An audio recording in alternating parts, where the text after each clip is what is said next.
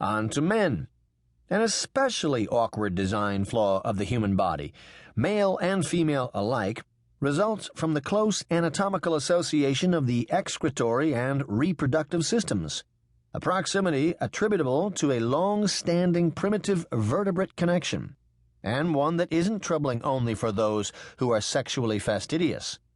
Thus, although there is no obvious downside to the deplorable fact that the male urethra does double duty, carrying both semen and urine, most elderly men have occasion to regret that the prostate gland is closely applied to the bladder, so that enlargement of the former impinges awkwardly on the latter. In addition, as human testicles descended, both in evolution and in embryology, from their position inside the body cavity, the vas deferens, which connects testis to urethra, became looped around the ureter, which carries urine from kidneys to bladder, resulting in an altogether ridiculous arrangement that would never have occurred if evolution could have anticipated the problem and, like an even minimally competent structural engineer, designed male tubing to run in a direct line. A final example, although plenty more are available.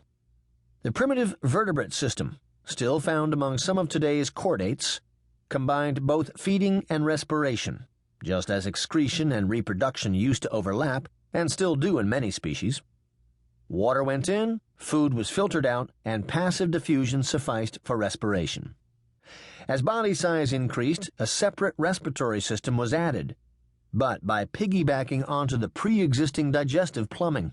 By consequence, access to what became the lungs was achieved only by sharing a common anteroom with incoming food. As a result, people are vulnerable to choking. The Heimlich maneuver is a wonderful innovation, but it wouldn't be needed if evolution only had the foresight to design separate passages for food and air, instead of combining the two. But here, as in other respects, natural selection operated by small, mindless increments, without the slightest attention to any bigger picture or anything approaching a wise, benevolent overview. It must be emphasized that the proceeding does not constitute an argument against evolution. In fact, quite the opposite.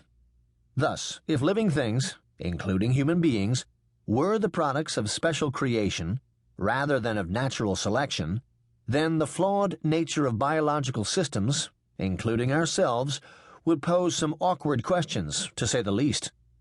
If God created man in his image, does this imply that he, too, has comparably ill-constructed knee joints, a poorly engineered lower back, dangerously narrow birth canal, and ridiculously ill-conceived urogenital plumbing?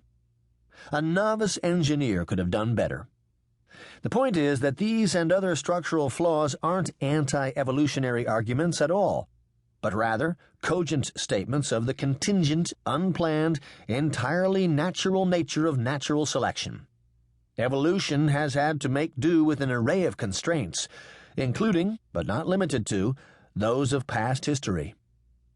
We are profoundly imperfect, deep in our nature, and in these imperfections reside some of the best arguments for our equally profound naturalness. To keep listening to this audiobook, I've left you a link in the description so you can do it, at no cost thanks to Audible's 30-day free trial.